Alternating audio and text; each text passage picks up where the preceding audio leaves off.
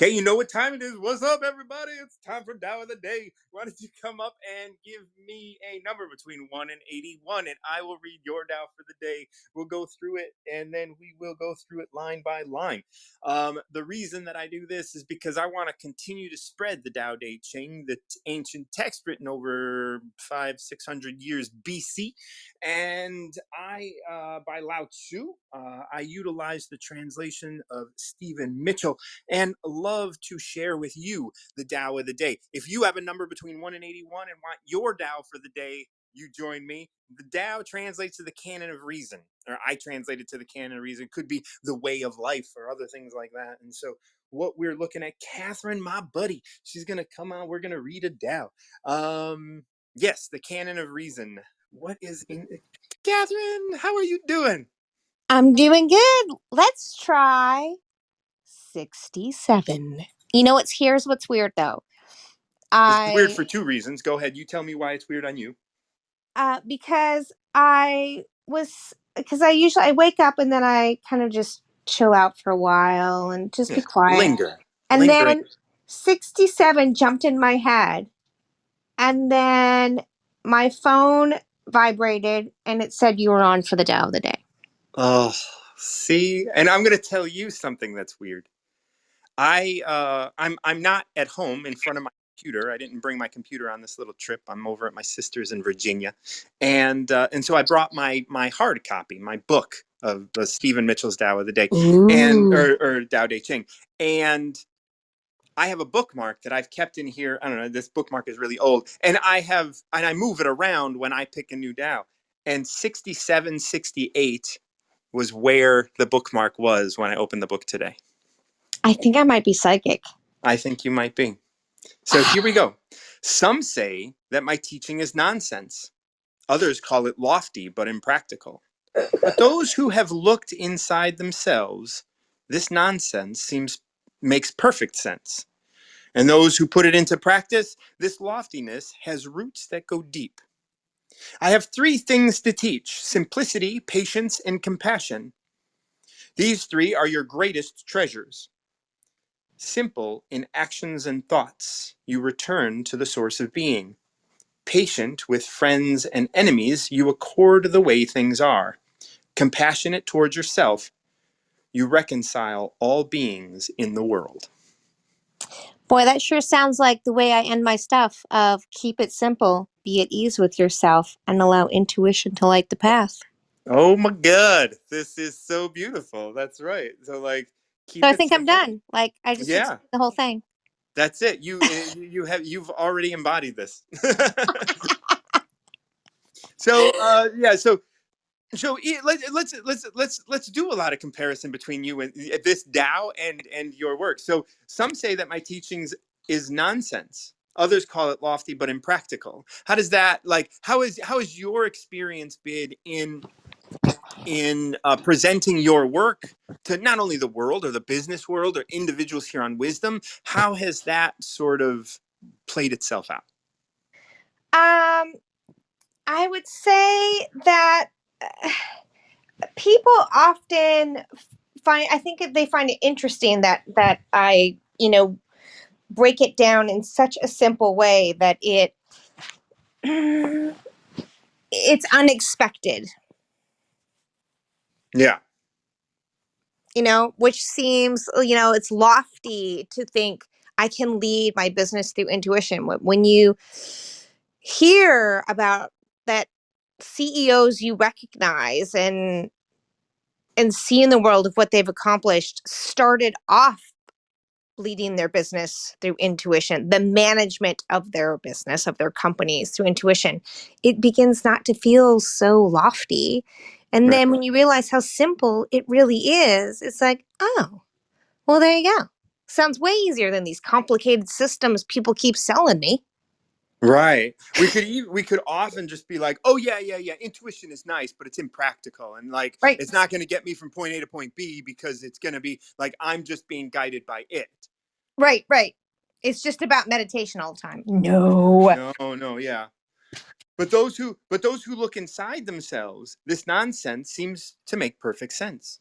Exactly. That's when I talk about like Richard Branson, Colonel Sanders. Mm-hmm. So, like the CEO of Carnival Cruise Lines. All I start naming all these people, and they're like, "Oh," and I'm like, they started actually, literally started following their intuition. Their whole way of doing and running and picking out people, and Richard Branson actually even says he relies on intuition more than he does data or statistics. He'd No. rather follow intuition than that. Mm.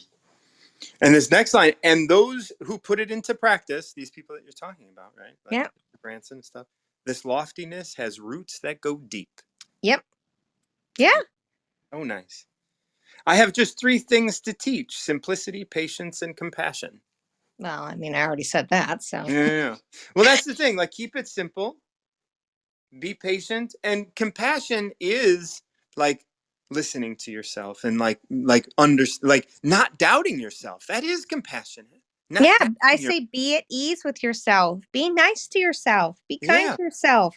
And when you're, like, I say this all the time, if you are just nice to yourself and kind to yourself, it's so much easier to be nice to other people. Because we're usually nasty to people when we are being nasty to ourselves. Right, because they are just a reflection of us anyway.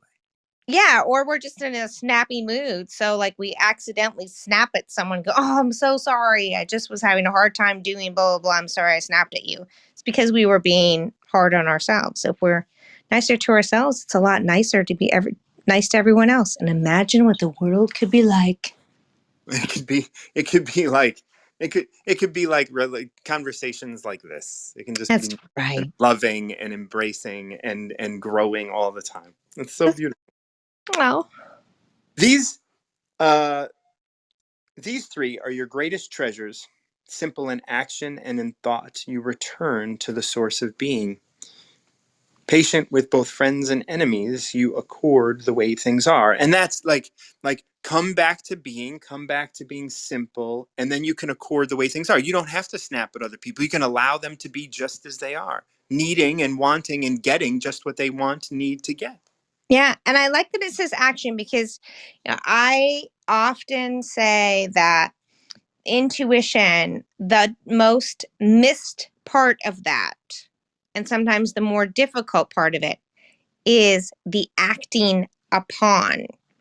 And so others will say it's trusting, and I would say no. I believe it's the acting upon, because if you get the information or you get the thought to call George Smith and you wait 2 months to do it, then you've missed the moment when intuition said, "This is the moment when the synchronicity will bring things together." And you go, "Well, I mean, right now I got all these things to do, and I'm going to do that." Right. And you wait, and George Smith is like, "Yeah, why did you call me?"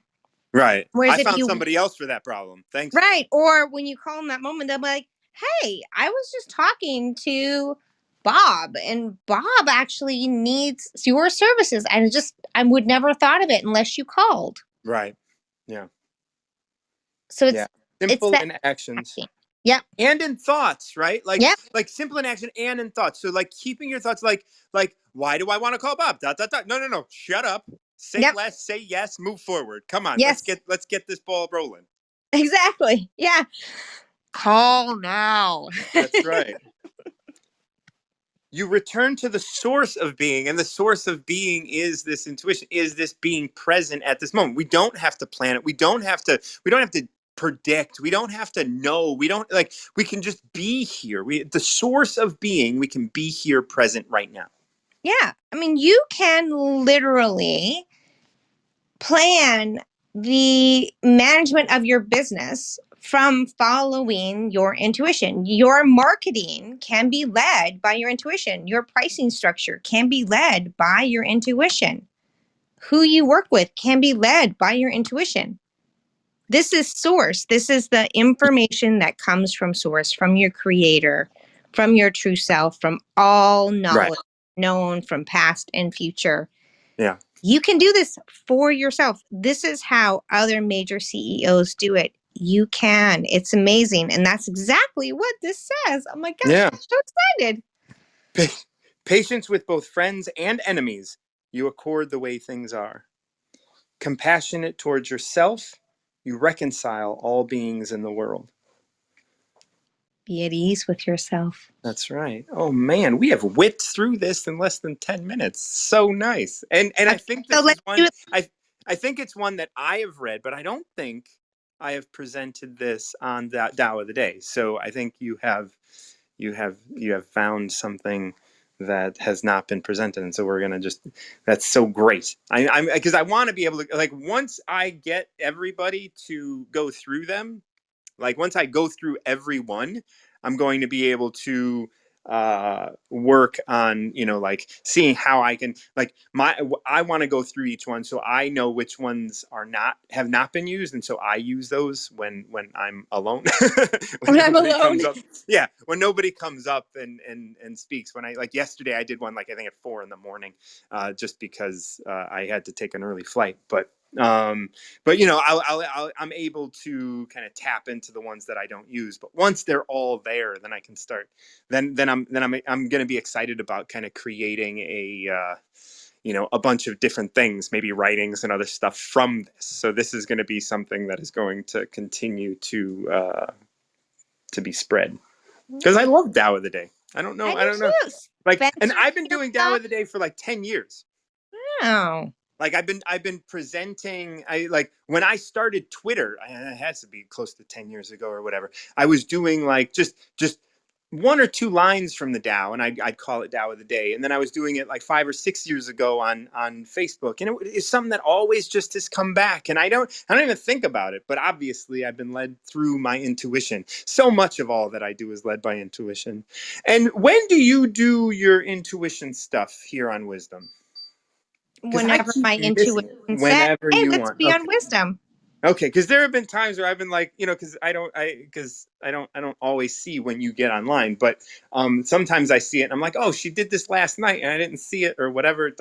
But I wanna come on and get some of your guidance. Oh. Well, I mean, you can do that other ways as well. So, I know, but like I want to be able to do that. Like I can just give you a call, but I'm like I want to do it under your format, like that's a but I could just call. you could. And then, Well, yeah, but what's interesting is um my dog Spencer, who joins us on Wisdom all the time. yeah, He he loves, he loves when I do Wisdom, which is so funny because, like, last night I was recording a podcast, mm, and he has no interest in that. He's like, "Ugh, I don't like the podcast recording. That's lame. When are we doing Wisdom when we talk to other people?" yeah. And I'm like, "Really, dude? I mean, I'm talking about the same stuff." He's like, "Ugh." And he does. He looks at me and shakes his head and walks backwards out of my office when he sees me pull the microphone out. So Oh, when I Spencer, do the wisdom stuff, he like busts open the door and is like, "I'm here." I'm here. There's Yeah. people. Like, let's all hang out. Like, there's Yes. there's good energy kind of happening, and there's all this stuff. Wow, Yeah. that's great. Even when no one So, joins me yeah. in it. But when he sees, like, oh, we're doing the microphone thing and we have, he's like, blah. Oh, what a cute little pup. It is, though. The other cool thing recently I've experienced on Wisdom is so many people that are like, I just came on for the very, very, very first time right now. Yeah. That is, yeah, it's growing. It's growing, and I don't know if you like. There are holiday lights up here, and there's a place for us to clap. I don't know. Did you see this yet? What?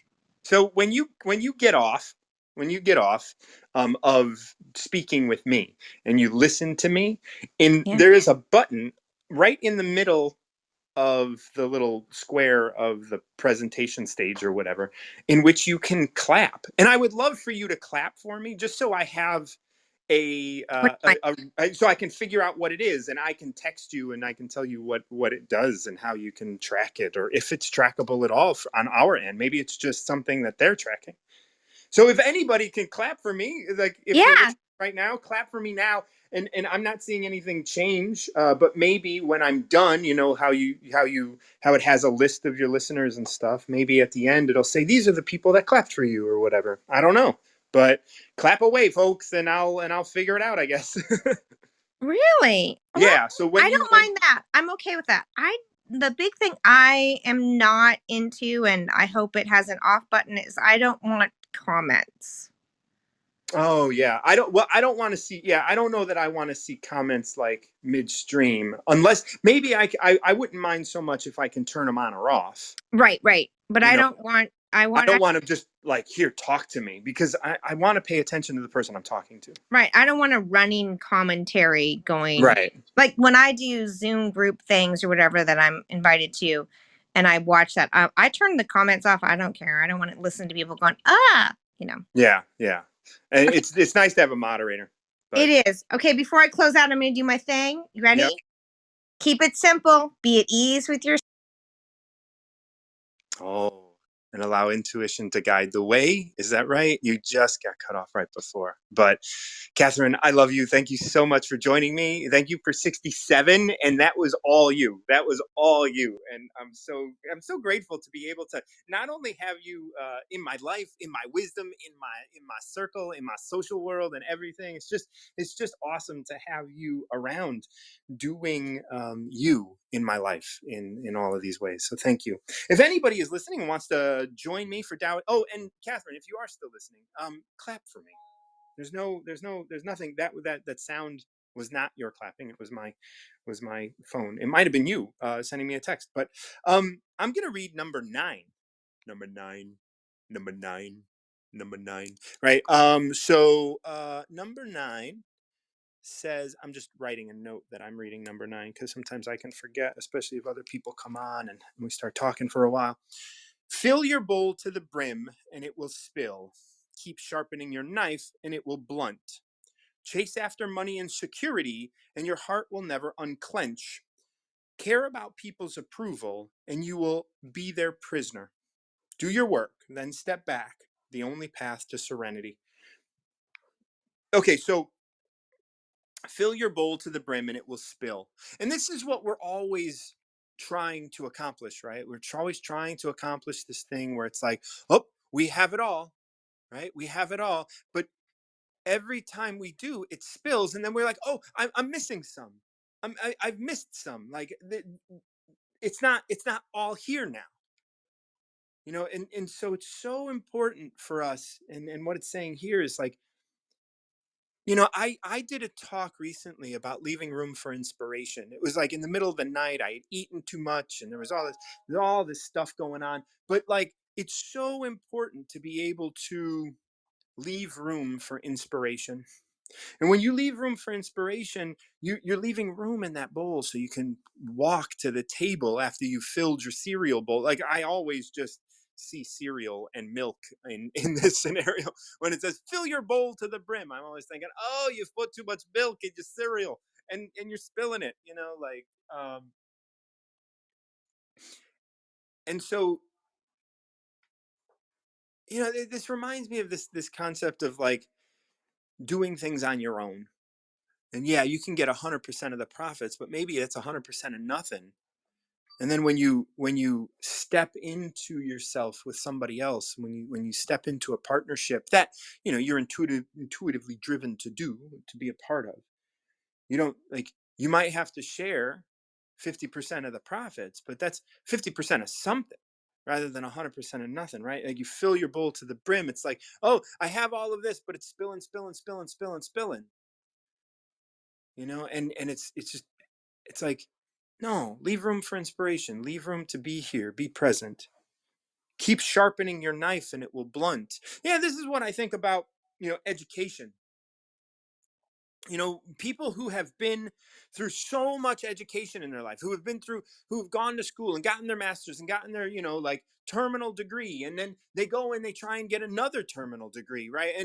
The thing is they are buying into the dogma of the system of education to such a degree that maybe they're not able to broaden their perspective, They're not able to see the whole, to think of things from an original standpoint, from an original place. But they're holding on to these ideas and concepts that they picked up while getting their education. And the more education they get, the more influenced they become by the situation that they find themselves, right? They get increasingly guided and influenced by all of the things that are going on around them rather than actually being present within themselves. And so yeah, so there is all sorts of. Thank you, Catherine. I just got your text. Um, I will definitely clap for you next time I see you. She doesn't see it. Maybe I updated and she didn't. I don't know. Maybe it is just my version of something. But if anybody sees the clapping thing, I would love to get a clap.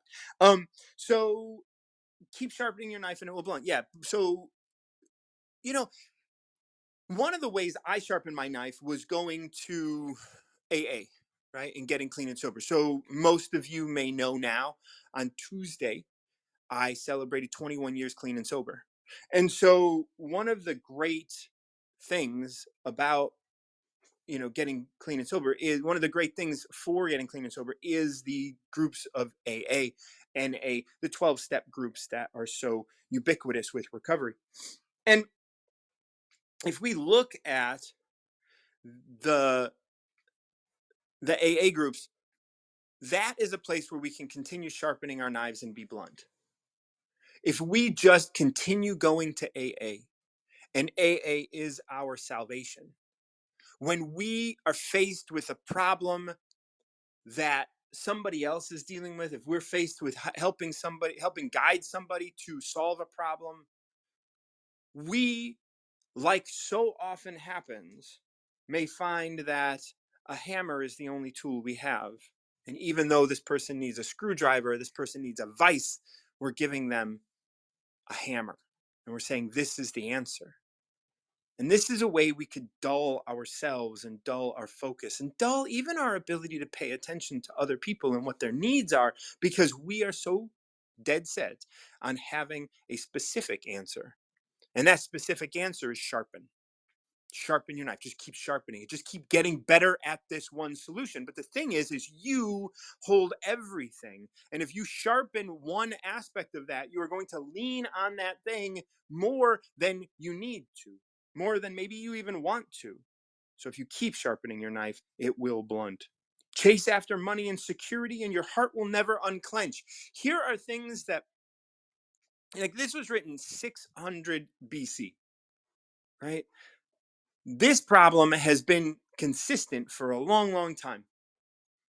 Your heart will not unclench if you're chasing after security, if you're chasing after safety, if you're chasing after something that is that means you're permanent and you're solid and you won't need help from anybody else. You will be able to take this.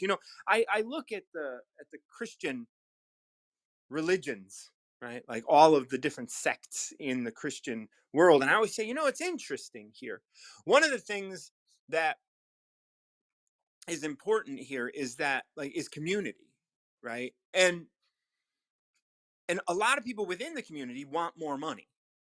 But wanting more money for so many people in that community is almost this desire to not need the community. And even if they want more money and they're saying so that they can help the community. It's like it's all about being above.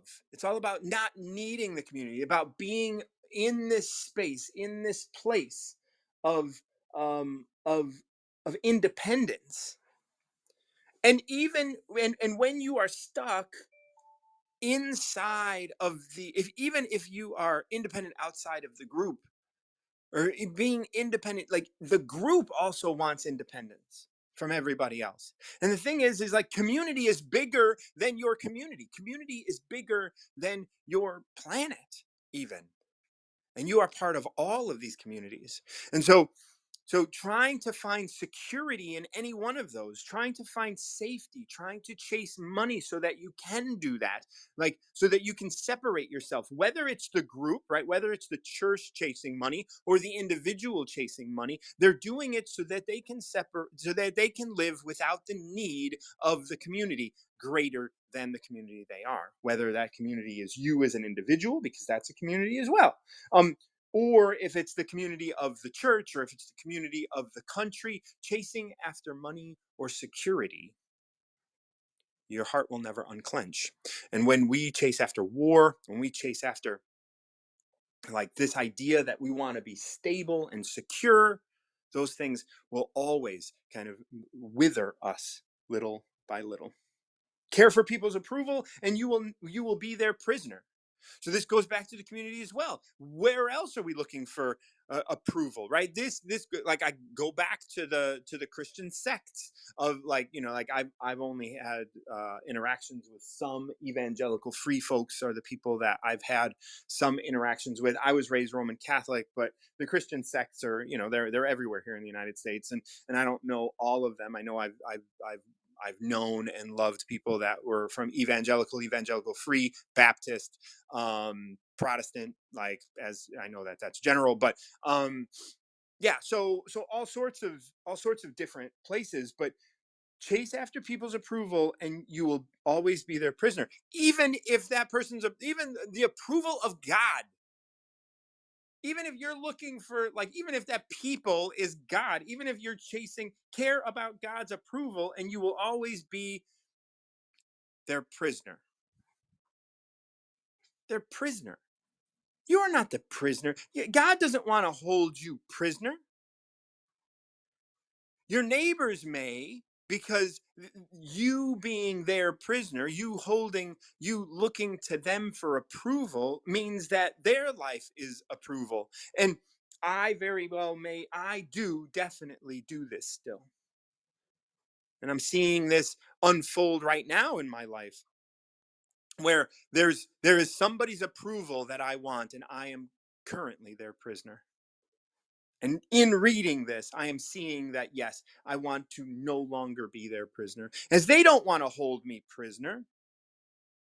They're not actually doing that. They're not actually wanting to do that, but they are holding me prisoner because of who I am and because of how I have processed this. And I want their approval so badly. And and yes, there are times where we could get angry and reject someone else's approval, but that is for their approval as well. We want them to see us as being independent, and so we can step away and not give them our approval, or um not worry about their approval, but we're still worried about their approval. And so like we can fool ourselves very, very deeply. I just got off of a talk with Big Ox. I think his name was Big Ox. Richard, here on Wisdom. And if you run across him, like he and I were talking today all about approval and other people's ideas and other things like that. And so this is very, very much in line with everything that I have been through today. Um, do your work, then step back. The only path to serenity. I read this not long ago, just in my and relating to this idea that I will always be someone's prisoner if I'm looking for their approval. I read this a little while ago, and here it is again. Do your work and step back. That is what I do. Like I present myself as I am. I do the work of being me, and then I step back. I don't have to hold on to it. I don't have to watch it. I don't have to be in proximity to it. I just have to allow it to be. Something just came to mind. I was thinking about all of the schooling problems that we have. I've been watching my nephew yesterday, and he was going through his online learning. It's interesting. His online learning is like video game kind of things. And I saw he did shit in one area. I didn't even get 50%. But at the end he got a star and a nice sound and a big flashy light. And I was like, what the fuck is that? Like this is me in my mind of like Does he think he's doing well? But then I realized that like these kids today are going to learn differently. And I want to have faith in that process. I want to have faith in the way things are. My work doesn't have anything to do with education. I mean, maybe it does. I mean, I do trainings, I do other things like that, but I want to do my work and step back. And I don't need to stick my nose into other things. I care about my nephew and I want to make sure that he's doing well. And I want to make sure that, like there's my nephew and my two nieces, and they're all different ages, right? There's 17, 7 and 12. And so they're spaced out pretty interestingly. And I'm watching as they are going to do their work, but their work isn't necessarily learning the way I learned, or learning the way their mother learned, or learning the way anybody else has learned. They're doing something new, and I'm hopeful that they're going to find things that inspire them and continue to push them so that they can be who they are. And when we look at this, like, my hope is that they aren't looking to fill their bowl to the brim, that they're looking to be content with the way things are. I'm hoping that they don't want to sharpen their knife until it blunts, that they just want to be who they are. Chase after money or security. They know nothing is secure. They know nothing is secure more than we do as people who have existed in the planet before COVID, right? Because they know that things can change and they might not be in control of it. Care about people's approval and you'll always be their prisoner. I don't know what they're learning under these circumstances, but when they are with themselves more because they are not in school, it's very possible that they are just being able to allow themselves to approve of themselves. They don't have to go to school and see, oh, you got these pants and I want those pants. And that was something that happened to me in school. Like, why does everyone, like, I'm being made fun of because I don't have these kinds of pants? Do your work and then step back, the only path to serenity. And maybe that's exactly what people are learning today because of COVID and all of these things that are going on in the world, is that, there's only so much I can do. So, if anybody wants to come pick a number between 1 and 81, this is Tao of the Day. Tao of the Day allows you to pick a number, and then I can present you with what your Tao is today. We had Catherine come on, and she picked number 67. I went with number 9. And if you have a number that you have screaming in your soul, I would love to have you on and join me for a Tao of the Day. Um, if nobody wants to join me, I'll probably be stepping away. But if you have a number between 1 and 81, I would love to hear what you have and share with you what the Tao has to offer. As we wrap up, I want to remind you I have a training entitled Recover Yourself coming up. I have 4 trainings. They're all the same training. So if on Tuesdays, um, throughout January and early February, starting on January 11th, I believe. And those trainings can be found through my website. You can find more information about those. It's all about this concept of recovering yourself. If you are a drug and alcohol rehab counselor, you can earn continuing education units for coming here, but it is open to the public. So if anybody's interested in going down a journey of recovering yourself, this 3-hour workshop gives you some groundwork as to understanding how you are perceiving the world and how you might better serve yourself by allowing that to slip away. Otherwise, my podcast "Recover Yourself" talks about topics and people all over the planet about recovery and the long term recovery. As I mentioned earlier, I have 21 years clean and sober. If you're looking to recover yourself, if you're looking to change some of the ways you think and perceive the world, if you've noticed that your anger is actually anger that you have for yourself, not others, then recovering yourself might be a path that you need to explore. I would love to talk with you.